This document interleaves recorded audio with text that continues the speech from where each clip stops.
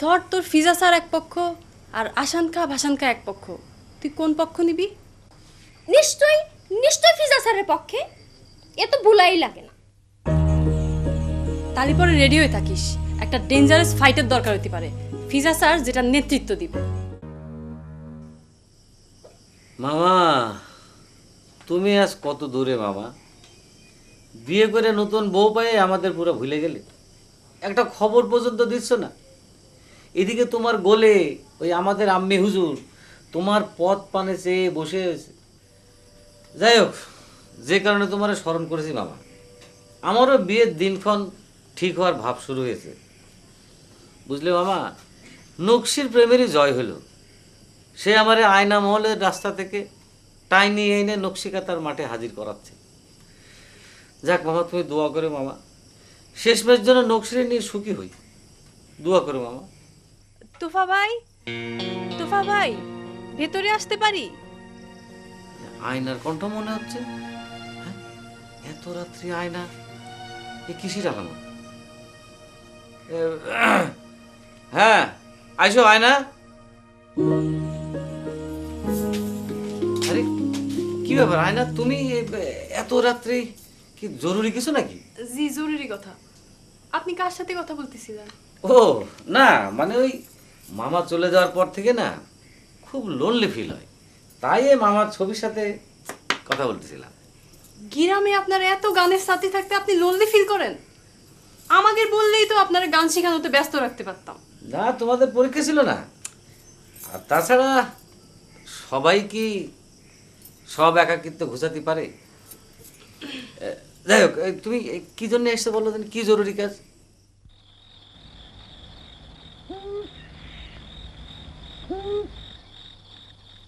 না না না, আমারও তোমরা তোমাদের কালেকশনের থেকে বাইরে রাখো, আমি এই সমস্ত নাড়াই মাড়াই যেতে পারবো না। আমি নিজের থেকে এসে আপনারা রিকোয়েস্ট করতেছি, আমি আপনার আয়না। এক সময় ছিল তোমার জন্য আমি জান বাজি ধরেছি, তোমার জন্য নকশিরে পাগল সেজে কত রকম ধোকা দিয়েছি। এখন আর তোমার কোনো মিষ্টি কথায় কাজ হবে না না। এখন আমার মঞ্জুলে মকসুদ চেঞ্জ হয়ে গিয়েছে। এখন তোমার কথা আর সাধারণ 10 জনের কথা আমার কাছে সমান। আরে বাবা, নকশিরে পেয়ে মনে হচ্ছে দুনিয়ার আর কিছু লাগবে না আপনার। খুব ডাট বেড়ে গিয়েছে। হ্যাঁ, ডাট বাড়ারই কথা। নকশি একটা গোল্ডেন পিস। যাই হোক, শোনো, তোমার একটা সুখবর দিই। নকশি আর আমার বিয়ের দিন কয়েকদিনের মধ্যে ঠিক হয়ে যাবে। এইরকম সময় আমি নাড়াই মাড়াই যাই, শরীরে কোনো আঘাত দিতে চাইনি। তুমি আমারে মাফ করো হয় না। নকশি যদি আমাদের দলে যোগ দেয়? দেখো, আমি নারী স্বাধীনতায় বিশ্বাসী। নকশি যদি নিজের রিস্কে যেতে চাই, নাড়ায় যাবে, আমি কোনো আপত্তি করবো না। আর তাছাড়া নকশি তো ওই কারবালা লাইঠালের মেয়ে, তার শরীরে তো লাইঠালের রক্ত। নাড়াইয়ের ডাক শুনলে তার রক্ত তো নাচন লাগতেই পারে। আমি ভাই পারবো না, বাস। তালি পরে আমি আসি তুফা ভাই। তবে একটা কথা মনে রাখবেন, জীবনে প্রেমই সব না, প্রেমের বাইরেও সামাজিক কর্মকাণ্ড থাকে। কালকের লড়াইটা একটা সামাজিক কর্মকাণ্ড ছিল।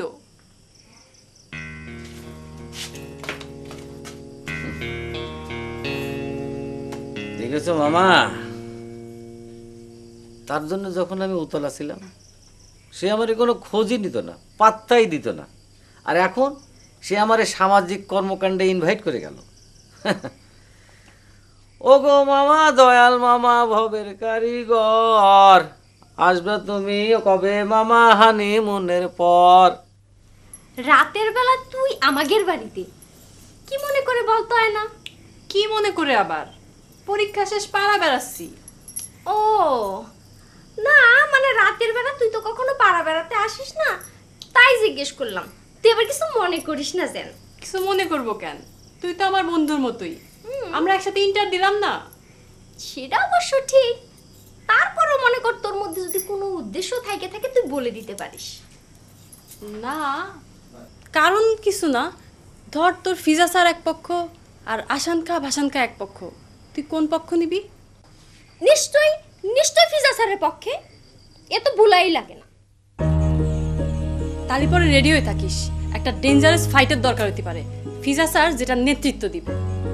ও বুঝতে পারিছি, ওই ক্লাবের নাম পরিবর্তন নিয়ে হারেম কাকা আর মারেম কাকার মধ্যে দ্বন্দ্ব চলতেছে। দুজনেই অবশ্য আব্বার কাছে বিচার নিয়ে এসেছিল, আমি সব শুনেছি। তাহলে তো তুই বিস্তারিত সবই জানিস। তা জানি, দরকার হলে আরো জানবো। তবে একটা কথা বলে রাখলাম আয়না, ফিজা স্যার যেই দলে থাকবে এই খুশবুও কিন্তু সেই দলে থাকবে। এটা কিন্তু তোর আমি ডাইরেক্ট বলে রাখলাম। যাক, নিশ্চিন্ত করলি, তো কালেকশন করতে পারলাম। কাল সকালে খবর দিতে চলে আসবি, ঠিক তা আছে? আসবো। আসি তাই। এখনই চলে যাবি? যাচ্ছি, কাজ আছে। আচ্ছা ঠিক আছে, যা। কিন্তু ছোট মিয়া, আপনারা দুই ভাই তো আমার কাছে সমান সমানই। আপনার কথা তো আমি লাঠি ধরতে পারবো না। এটা তুই একটা কথা বলি কারবালা, হ্যাঁ? এই গ্রামে বাবা হুজুর হচ্ছে তোর সবচেয়ে কোনো জাতীয়, সে তোর বোন জামাই। সে বলেছে ক্লাবটা আমার নামে করতে। এখন এই কথার যদি কেউ বিরোধিতা করে তাহলে তো সবার আগে তোরই লাঠি নিয়ে আগে আসা উচিত। কথাটা ঠিক কিনা বল? না, সেটা মানতেছি, কিন্তু বড় মেয়ের পক্ষে লাঠি ধর না, না আমি পারবো না। আরে তুই বড় মেয়ের বিরুদ্ধে লাঠি ধরবি কেন? তুই অন্যায়ের বিরুদ্ধে লাঠি ধরবি, সেখানে বড় মেয়ে ছোট মেয়ে কি? হ্যাঁ, ক্লাবটার তো উনি উন্নতি করতেছেন, অধিকার তো তারই বেশি। অধিকার তার বেশি। হ্যাঁ, উন্নয়ন তিনি করতেছেন। কত টাকা খরচ করেছেন উনি? দরকার হলে আমি ডাবল টাকা খরচ করবো। আমি বাইরেতে প্লেয়ার হায়ার করে আনবো, আমি খেলার সরঞ্জাম কিনবো। আর মিয়া ভাই দুটো বেড়া লাগিয়ে ক্লাবটা নিজের নামে করে নিতে চাচ্ছে। হ্যাঁ, কিন্তু ছোট মিয়া, উনি তো আপনার মিয়া ভাই, অধিকার তো একটু বেশি থাকবি নাকি? অধিকার তার বেশি। ঠিক আছে, যা, তোর আমার লাগবে না। যা করে আমি নিজেই করবো, তারপর তোর ব্যবস্থা আমি নিচ্ছি। এই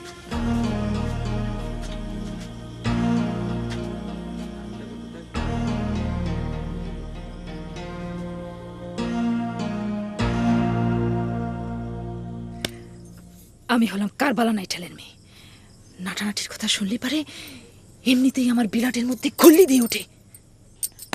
এখন চল, এখনই জঙ্গ শুরু করে দিই। আগে শুনবি তো জঙ্গটা কিসের জন্য, কখন। কিচ্ছু শোনার দরকার নেই, কিচ্ছু শোনার দরকার নেই। তুই এসে রিকোয়েস্ট করেছিস, নাটির কথা বলতেছিস। আমার বিরাট বলতেছে, যা নকশি যা, জঙ্গ কর নকশি। তুই একটা নারী, আমি একটা নারী, নারীর জন্য নারী নাটি ধরবে, এটাই তো বেগম রোকেয়ার এই মেন লাইফ ছিল। এক কাপ চা খাবি? স্যার কোনো দরকার নাই। হাই না, তোফা তোরে কি বলিস রে? 2-1 দিনের মধ্যে তিনার বিয়ের আয়োজন হচ্ছে। নারায়ের মধ্যে গিয়ে তিনি আহত রিস্কি নেবেন। কি কিরা তারে আহত করবে? তিনি হতেছেন কারবালা নাইঠালের হবু জামাই, তারে আহত করে এত বড় সাহস কি ডার আছে বল দেখি? যা না, তালি পরে তুই গিয়ে তিনারে রাজি করা। যাব, নিশ্চয়ই যাব, আমি এক্ষুনি যাব। ও না, আমি এখন বুঝতে পারতেছি তুফা কেন রাজি হয়নি। কাল মারেম চাচার সাইনবোর্ড টাঙ্গানোর অনুষ্ঠানে তিনি গান পরিবেশন করবেন। কিসের গান পরিবেশন করবে? অনুষ্ঠানই তো হবে না, তার আগেই আমরা মাঠ দখল করে নেব। তুই যা। না না, থাক। তুফা হতেছে একটা সৎ ছেলে, কাউরে একবার কথা দিয়ে ফেলালি পারে সে সেই কথা ফিরাই নিতে পারে না। সে একজন শিল্পী মানুষ, শিল্পীর মর্যাদা নিয়েই তারে থাকতে দে। তার আর নারায় নামানোর দরকার নাই না। আচ্ছা ঠিক আছে, তুফা ভাই না হলেও এমন কোনো ক্ষতি হচ্ছে না। তিনি আর শরীফা কি সমান শক্তি। কথাটা অবশ্য তুই ঠিকই বলেছিস, কিন্তু তার মনটা অনেক শক্তিশালী, অনেক শক্তিশালী।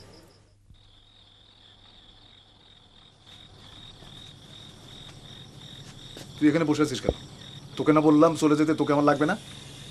এরকম ভাবে খেদা দিলে কি যাওয়া যায়? ছোট মিয়া, আপনার যেরকম শ্রদ্ধার পাত্র, বড় মেয়েও তেমনি শ্রদ্ধার পাত্র। কারবালা তুই জিনিসটা বোঝার চেষ্টা কর। মিয়া ভাই ভাবতেছে যে আমি মানসিকভাবে খুব দুর্বল, কিন্তু আমিও প্রমাণ করে দিতে চাই যে আমি মানসিকভাবে দুর্বল না, যে কোনো পরিস্থিতি মোকাবেলা করতে আমি সক্ষম।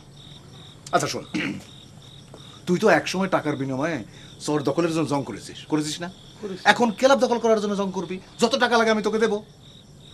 সি ছোট মিয়া, যে কাজ আমি সারিয়ে দিছি সে কাজ আমি আর করবো না। ওরে, তবে একটা কাজ আমি করে দিতে পারি। কি কাজ? ওই আপনি যাদের দিয়ে ক্লাব দখল করাবে, হ্যাঁ। তাদের আমি 2 ঘন্টা ট্রেনিং দেওয়া দিতে। বাহ বাবা, তাহলেই চলবে। 2 ঘন্টা যদি তোর হাতে কেউ ট্রেনিং পায়, সে তোর মতো লাঠিয়াল হয়ে যাবে। তাহলে আমি কাজ করি, কাল সকাল 10টার দিকে আমার দল বল তোর ওখানে পাঠিয়ে দিই। হ্যাঁ জি আচ্ছা, ঠিক আছে তো? ঠিক আছে। টাকা পয়সা কিছু লাগবে তোর? না, টাকার বিনিময়ে তো আমি এসব সারি দিই। আচ্ছা আচ্ছা ঠিক আছে, তুই এখন যা তাহলে 10টায়। ঠিক আছে, যা। আসি। আসসালামু আলাইকুম।